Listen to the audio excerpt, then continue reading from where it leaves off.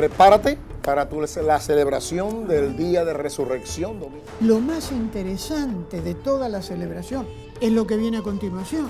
Se hace el mismo movimiento como símbolo de que se pintaban los marcos y dinteles de las puertas. Tenemos 4 copas de vino. La primera es la copa de Kiddush, el recordar ese cuerpo que murió por nosotros.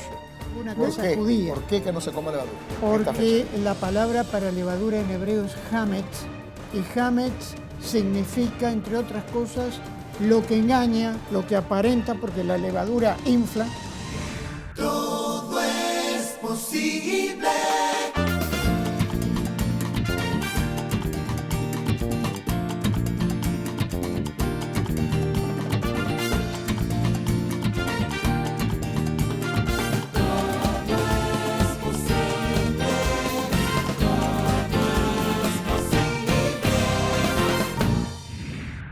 Bienvenidos a nuestro programa Todo es Posible. Soy el pastor Delgado de la iglesia Alfa y Omega y llegamos a ustedes en esta semana tan especial de Semana Santa. Tenemos este programa, su resurrección al final de esta semana, pero la conexión extraordinaria que hay con la religión hebrea, ya que el cristianismo no es más que una continuación, pudiéramos decir, de la religión hebrea, y la conexión de la Pascua, del Cordero de la Pascua con el Cordero de Dios, que quita los pecados del mundo, y es esa sangre que una vez allá en Egipto cubrió al pueblo judío, es la misma sangre que cubre ahora al pueblo cristiano en todo el mundo. Y entonces pues hemos pedido a que venga el rabino Goffman con nosotros. El rabino Goffman con nosotros con gran frecuencia va a nuestra iglesia Alfa y Omega en la Semana Santa a dar explicaciones de la Pascua. Los judíos, igual que los gentiles, tienen que aceptar al Mesías, tienen que ser salvos. Cuéntanos de eso. Primero, saludos y qué bueno poder estar contigo y con la audiencia en este programa tan especial.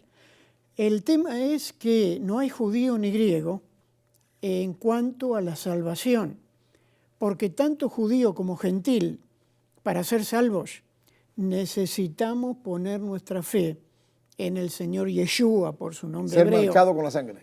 Y ser marcado con su sangre, porque no hay otro camino de salvación. Él es el Mesías del pueblo judío, profetizado desde Adán, Abraham, Moisés, David y tantos otros, y es el Salvador del mundo, indiscutiblemente. Primero los judíos y después nosotros. Pero así fue. Y así es. Así es, amén. Y así es. Ahora dime, ¿has tenido experiencia llevando a judíos a Jesús? Claramente me imagino que hay un tipo de rechazo en ciertos elementos judíos debido a que la cruz para ellos puede ser tal vez un símbolo de persecución previa. Cuéntanos un poco sobre eso. Lo que ocurre es que el judío fue tan perseguido por malos cristianos, desde las cruzadas, la Inquisición, el Holocausto del siglo pasado, donde 6 millones de judíos fueron muertos, y para el judío todos aquellos que los persiguieron o que nos persiguieron, me incluyo, son cristianos, aunque no sean cristianos nacidos de nuevo. Entonces el judío está cerrado contra todo eso. Por eso Dios está levantando congregaciones, iglesias, que están aprendiendo cómo compartir la fe con el pueblo judío. Sí, no es una cosa que no es automático, hay que aprender los pasos a dar para poder llegar al corazón de ellos. Tú representas una organización que se llama en inglés Chosen People Ministries, que es realmente el pueblo elegido. Ministerios al pueblo elegido, sí. Y tú representas esa organización. Eso quiere decir que hay una concentración en este grupo para alcanzar a los judíos en sí. Es el objetivo. Es el objetivo, y actualmente estamos abriendo una universidad teológica aprobada por el Departamento de Educación de la Florida en español, con ese objetivo, capacitar obreros para alcanzar al pueblo judío con el mensaje del Señor. Sí, yo he tenido la experiencia de traer judíos al conocimiento del Señor, de judío a judío, llevándoles especialmente a través de las profecías, a través del estudio de la Torá y de todo el Tanaj, que es la Biblia judía y que es el Antiguo Testamento de nuestra Biblia, a que lleguen a reconocer a Jesús, a Yeshua, como el Mesías. Hamashiach. A Mashiach, amén. Y especialmente, Alberto, el tema de que lleguen a profundizar el capítulo 53 de Isaías. Cuando un judío estudia a fondo Isaías capítulo 53, dándose cuenta que fue escrito 740 años antes de Jesús, y que es una fotografía de la vida, el ministerio, la muerte y resurrección del Señor, no queda alternativa más que o recibirlo o rechazarlo. Pero está clara la cosa ahí. Está muy clara. Incluso es el texto que a mí me dio convicción hace ya 44 años de que Yeshua HaMashiach, Jesús el Mesías, es el Mesías prometido y enviado. Capítulo 53 de Isaías. Exacto. Esa es la clave. Esa es la clave. Bendito Dios. Háblame un poco a nuestra audiencia sobre las fiestas judías. Explícanos un poco sobre esto. Con gusto. Las fiestas judías, más que fiestas judías, son fiestas bíblicas. Son fiestas mandadas por Dios, la mayoría de ellas establecidas en el capítulo 23 del libro de Levítico, que comienzan con la Pascua que estamos celebrando este año, coinciden la Pascua ahora bíblica en esta semana con la Semana Santa.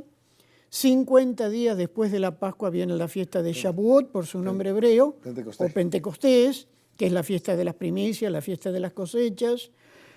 Más adelante tenemos la fiesta de las trompetas, conocida como el Año Nuevo Judío, Rosh Hashanah. 7 días después Yom Kippur, el día de la expiación, el día del perdón, para terminar con la fiesta de los tabernáculos. Hay otras fiestas menores la fiesta en del el tabernáculo medio. que en octubre va a ser. En octubre, exacto. Ahora, háblame de la Pascua. La Pascua es en sí una fiesta judía. Bueno, como dije recién, es una fiesta bíblica que el Bíblica. pueblo judío sigue celebrando. La conexión de la Pascua, del Cordero, y la sangre que allá en Egipto, Dios llamó a que marcaran las casas, los dinteles, etcétera, y las puertas y las ventanas, etcétera, para que cuando el espíritu de muerte pasara no tocaran ese pueblo, aquel que estaba marcado con la sangre del Cordero, y la conexión con Cristo. Cuéntanos un poco sobre esto. Bueno, cuando hagamos la Y cuando demostración... claro, vas a ser va ya a más ser- específico. Va a ser más claro. Pero cuando Dios manda al pueblo de Israel esclavo en Egipto que sacrificaran un cordero y que marcaran los marcos y dinteles de las puertas con esa sangre, proféticamente estaba señalando la sangre del Cordero de Dios que quita el pecado del mundo. Es un acto profético de lo que vendría. Exactamente. Y hay algo que hay que tener en cuenta. Todos los sacrificios que el pueblo judío desarrolló a lo largo de la historia mientras hubo templo en Jerusalén, fueron sacrificios que no daban la salvación al pueblo. Lo que le daba la salvación es creer que ese corderito que estaba siendo sacrificado, a él le llevaba a mirar hacia el futuro, al Mesías, al Cordero de Dios que quita el pecado del mundo, que vendría como el sacrificio completo y definitivo por sus pecados y para su salvación. Él fue Para el que Mesías propagar, prometido y alcanzar. enviado al pueblo Amén. judío. Alcanzar Amén. al- Claro, él Así es. antes de morir y Jesús resucitar, muere y resucita. mandó a sus discípulos. Y por todo el mundo. Así Pero, es. regresando, Pero él vino como el porque Mesías preguntas que me han al hecho. pueblo Entonces judío. podemos decir que los primeros evangelistas fueron el pueblo Judíos. El pueblo judío, los ladrones que estaban evangelistas crucificados que con Dios Cristo para que propagaran, momentos, alcanzar Amén. Amén. En la parte Así de es. alguna conexión con Jesús eso. muere y No, resucita. en la parte hebrea no hay ninguna conexión. regresando, Simplemente Porque preguntas que me han hecho. ¿Hay algún simbolismo en los ladrones que estaban crucificados con Cristo? En ese momento, en la parte hebrea, ¿alguna conexión con eso? No, en la parte hebrea no hay ninguna conexión. Simplemente la comparación de que ellos murieron por sus propios pecados, Y uno se arrepiente y otro no. y uno se arrepiente y otro no, y otro no. y Jesús murió por los pecados de ellos y por los pecados de toda la humanidad. Por toda la humanidad. A veces hay una proyección, ¿no? Salió esta película no hace mucho, La Pasión de Cristo, ¿no? Sí. Fue una película muy fuerte, muy violenta. Sin embargo, la escritura deja ver la violencia que fue claro. Una muerte muy extrema, una tortura muy fuerte. Es más, que hay áreas de la película con lo violenta que era, que no sacaron todo. La Biblia dice que le arrancaron las barbas a Jesús, eso no pasó en la película, que la cara era como un monstruo. Sin embargo, hubo una reacción de los judíos pensando que eso lo marcaría a ellos o que iba a haber una discriminación contra ellos por una película tan violenta, por el pueblo judío haber pedido que lo crucifiquen. ¿Qué comentario puede ser tú esto? Mira, puede haber habido, puede haber alguna reacción, pero siempre que ha habido alguna cosa parecida, ha habido quienes han acusado al pueblo judío. ¿Con película o sin película? De niño yo en la escuela era castigado por niños de mi edad, porque yo, el judío, era el asesino de Cristo. Caminando hacia la escuela yo veía escrito con graffiti: haga patria, mate un judío, en las paredes de las casas. Entonces, más que echarle la culpa al judío, es tener que darnos cuenta que el Señor murió por nuestros propios pecados. Y en definitiva, Él vino a poner su vida. Él mismo lo dijo: nadie me quita la vida, yo la pongo y yo la vuelvo a tomar. Claramente, indiscutiblemente. Los judíos de aquel entonces sí pidieron que lo crucificaran. Pero no todos los judíos. Pero la mayoría. Eso es histórico. Perdón. Los romanos fueron quienes ejecutaron. Exacto. Y realmente los que mataron a Jesús fuimos nosotros, nuestros pecados. Pero hay que tener en cuenta que una mayoría del pueblo judío en aquel tiempo creyó en él. Claro, bueno, cuando lo vemos... Fueron los líderes religiosos del pueblo los que lo rechazaron y los seguidores de los líderes religiosos. Pero tornaron al pueblo en momentos específicos, influenciaron tremendamente, declarando que era un blasfemo. Porque claro, él se ponía a la par de Dios. A ellos no les convenía. Y a ellos no les convenía en lo absoluto. Fuera lo que fuera, fueron nuestros pecados. Definitivamente, y eso es lo más importante. Si no, los judíos no hubieran alzado la voz, ni los romanos lo hubieran asesinado de esa manera. Amén. Porque éramos nosotros. Y entonces tenemos que comprender que gracias a que sucedió eso, mis pecados hoy son perdonados. Y los míos también. Esto es importante, comprender que tenía que pasar. Y él lo sabía, estaba marcado que fuera así. Así es. Así que era y entonces el diablo se ha aprovechado para ir de frente contra el pueblo judío por generaciones. Todavía hoy en día, el espíritu de antisemitismo en el mundo está Fuerte. haciendo estragos. Y hay un mandamiento en la Biblia de que debemos orar por la paz de Jerusalén. Exacto. Salmo 122:6. Y Pablo en Romanos 11:26 dice que cuando haya entrado la plenitud de los gentiles, todo Israel será salvo. Entonces, la iglesia tiene una deuda de amor hacia el pueblo judío, de orar y de alcanzarles la salvación. Queremos entrar en la segunda porción del programa, que tú vas a estar haciendo una demostración en este día tan especial de la Pascua o de la cena de la Pascua. Así es. Y cómo se conecta con nosotros. Porque realmente esta fue la última cena. Así es, claro. La última cena del Señor, en la cual ahí Él establece la Santa Comunión, compartir los elementos, etc. Así que regresamos en breve con el rabino Goffman, que va a darnos una demostración de la cena de la Pascua judía y la conexión que tiene con nosotros los cristianos a través de Cristo, su sangre y nuestra salvación. Regresamos en breve.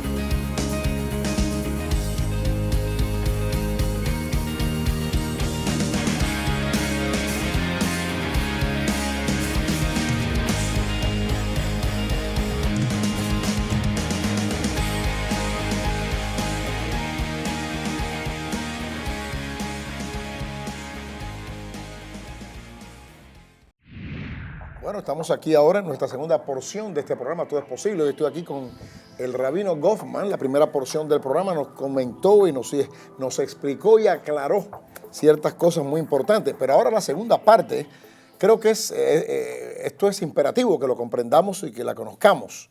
Esta es la cena de Pascua judía, la cual en realidad fue la cena que Jesús tuvo, la última cena. Así es. Y entonces creo que nosotros debemos saber, tener un conocimiento de en realidad lo que sucede y las conexiones que puede haber con nosotros los cristianos.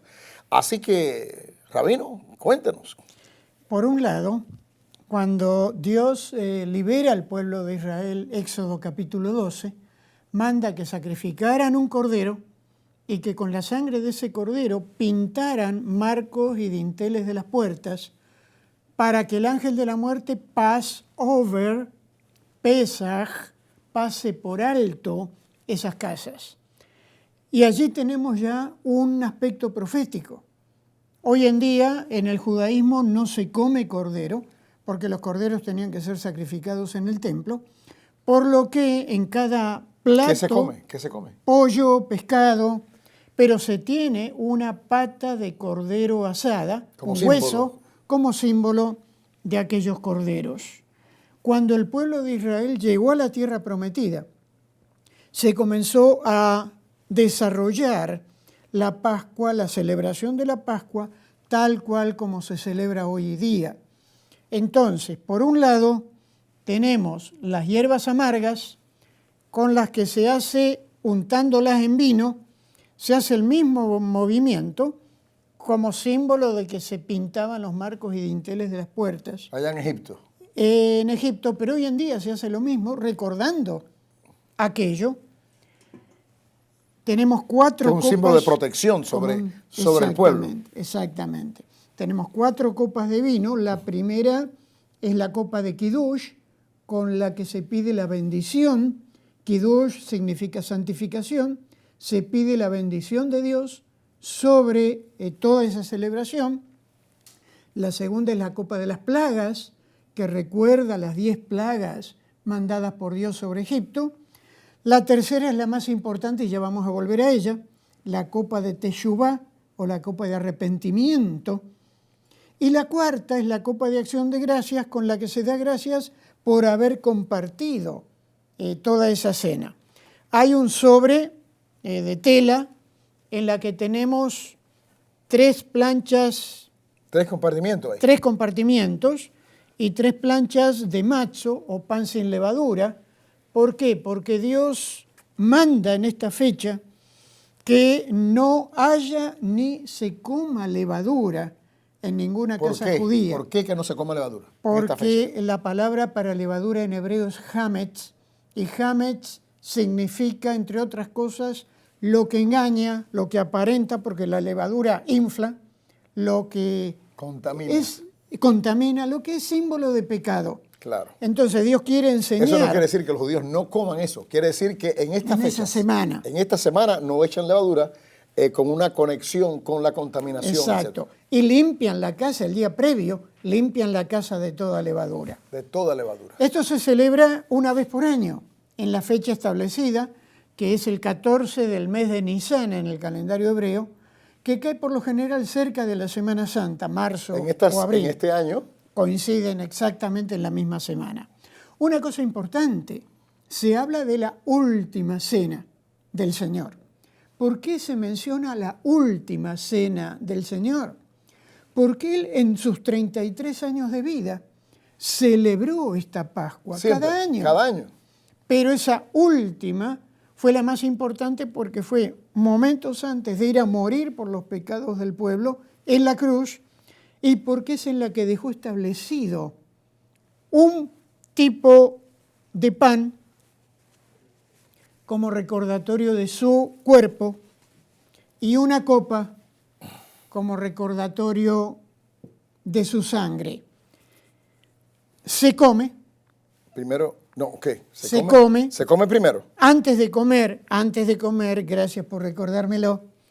Antes de comer, la cuestión es que él ha ido a nuestra iglesia casi, bueno, no todos los Varias años, pero veces, varias sí, veces, sí, sí. y nos explica esto, porque siempre hay gente nueva que Claro, llega. Y esto claro. es interesante, cada 2 años más o menos, lo invito que estas fechas él vaya y haga una presentación en la iglesia para saber la profundidad de esto. Así que hay preguntas que todavía yo le hago, pero hay cosas que ya me acuerdo, sobre Por todo esto. supuesto. Se toma la plancha del medio, se saca hacia afuera. No la de arriba, no la de abajo, la del medio. ¿Por qué? La de arriba simboliza a Dios el Padre. La del medio simboliza a Dios el Hijo, a Jesús.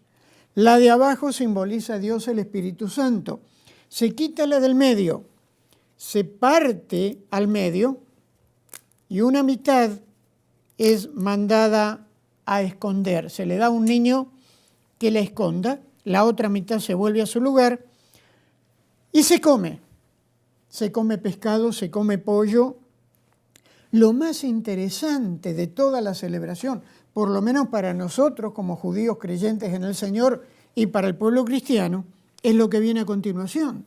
Lucas, en el relato de la Cena del Señor, menciona que después de haber comido, lo primero que se hace es traer el aficomen. La palabra aficomen significa lo que fue escondido y vuelto a traer, como el cuerpo del Señor, escondido en la tumba 3 días y 3 noches para ser vuelto a traer a través de la resurrección. Lo interesante es que el pueblo judío, cuando hace esta cena todos los años, los ortodoxos, que no han aceptado a Cristo como Mesías, hacen esto. Y se ha venido haciendo y se seguirá haciendo sin ellos comprender la profundidad de algo que es una herramienta evangelística. Amén. Y que debemos tomar en cuenta cuando tenga oportunidad de hablar con un judío para hacerle ver esto. Lo cierto es que con este trozo de macho, aficomen, él lo partió y dio a sus discípulos diciéndoles, tomad, comed, esto es mi cuerpo que por vosotros es partido, haced esto en memoria de mí. No fue con cualquier pan, no fue que él sacó un pan de cualquier lado, es el aficomen. macho aficomen que se come después de haber cenado en la Pascua. Que era una representación del mismo. Así es, amén. No es un pedazo de pan cualquiera. Es lo que simboliza, primero, su cuerpo escondido en la tumba 3 días y 3 noches para ser vuelto a la vida a través de la resurrección. Y para nosotros hoy en día, el recordar ese cuerpo que murió por nosotros. Luego se toma la tercera copa. La tercera copa. Que es conocida como la copa de Teshuvá, con la que el Señor dio a los discípulos diciéndoles, bebed de ella todos, esta es la copa del nuevo pacto en mi sangre que por vosotros se derrama. Otra vez, no fue cualquier copa de vino, fue la copa de Teshuvá, de arrepentimiento, de búsqueda del rostro del Señor, la que Él dejó instituida para que recordemos su cuerpo con el pan, su sangre con la copa. Hay preguntas a veces, dicen, bueno, pero el vino que toman es real o es jugo de uva. ¿Cómo ha sido siempre la tradición? ¿Qué puedes decirnos de eso? En aquel tiempo no había los químicos que hay hoy para que el jugo de uva se mantenga. No se fermente. El jugo de uva en aquel tiempo se fermentaba y se hacía vino. Era vino lo que tomaban. Sí, definitivamente. definitivamente. Sin emborracharse, por supuesto. Claro, exactamente. Realmente, la Biblia habla de no emborracharse. Amén. Y Amén. en realidad, Jesús nunca se emborrachó. Por supuesto. Los ortodoxos tienen una copa más, ¿correcto? Sí. Explícanos, otra copa de vino más, la quinta copa, que es conocida como la copa de Elías, porque está la profecía de que el profeta Elías vendría abriendo el camino del Señor. No la beben, la miran siempre para ver si baja de nivel, porque dicen que si bajó de nivel quiere decir que el profeta Elías estuvo en ese lugar. Para nosotros no es válido porque el profeta Elías, el mismo Señor lo dijo, ya vino en Juan el Bautista, que vino preparando el camino del Señor. Entonces quiere decir que esta misma cena se hace, sin embargo, los judíos ortodoxos tienen una copa extra. Así es. Y los judíos mesiánicos, como tú, tienen 4 copas. Así es. Y entonces podemos saber mirando las copas, si son ortodoxos, si son Amén. Amén. Interesante. Pero esto es poderoso, poderoso por la conexión del Cordero. Todo está basado aquí en el Cordero, el simbolismo del Cordero, porque fue todo en el Cordero. La última señal que Dios da para la liberación de un pueblo que estaba esclavizado por 430 años allá en Egipto era el cómo matar el cordero y cómo comerlo, y la sangre de ese cordero pasarla por los dinteles y los marcos de la puerta, para que cuando ese espíritu de muerte pasara sobre esas casas fueran protegidas. Amén. Y esa es la sangre de Cristo, Definitivamente. la cual nos marca cuando lo recibimos. Y todo es una conexión del Cordero de Dios que quita los pecados del mundo. Amén. Amén. Y esta es la importancia de esto, y que esto se vuelve una arma, una herramienta evangelística extraordinaria para nosotros saberlo y poderlo conectar con ese pueblo el cual Dios ama, porque fueron los primeros evangelistas, como hablamos en la primera porción del programa, Amén, así es. a llevar el conocimiento del Salvador del mundo al resto de la humanidad, el pueblo judío, el cual indiscutiblemente estamos llamados a proteger, a amar y a orar por él. Y sigue siendo el pueblo escogido. El pueblo escogido por Dios desde un principio para entrar en a que esta tierra tuviera conocimiento de Él como el verdadero Dios. Me gustaría, por favor, antes de salir, que nos quedan pocos minutos, realmente me queda un solo minuto, tú hagas una oración de bendición a toda esta audiencia que has tenido cautiva en este programa tan importante. ¿Cómo no? Baruch atah Adonai Eloheinu melech haolam. Bendito eres, Señor, nuestro Dios, Rey del universo. Padre, bendice con tu bendición, con tu verajá, con tu bendición a cada televidente, especialmente aquellos que aún todavía no te conocen y necesitan tu salvación, y necesitan tu perdón, y necesitan arrepentirse de sus pecados. Tráelos, Señor, a una relación, no religión, relación íntima contigo a través de Jesús. Gracias, Jesús. Tócales por tu Espíritu Santo. Gracias, Señor, en el nombre de Yeshua, en el nombre de Jesús. Amén. Gracias, Rabino, por estar con nosotros en nuestro programa. Gracias por la Bendiciones a invitación. ti, y recuerda que todo es posible si puedes creer. Amén.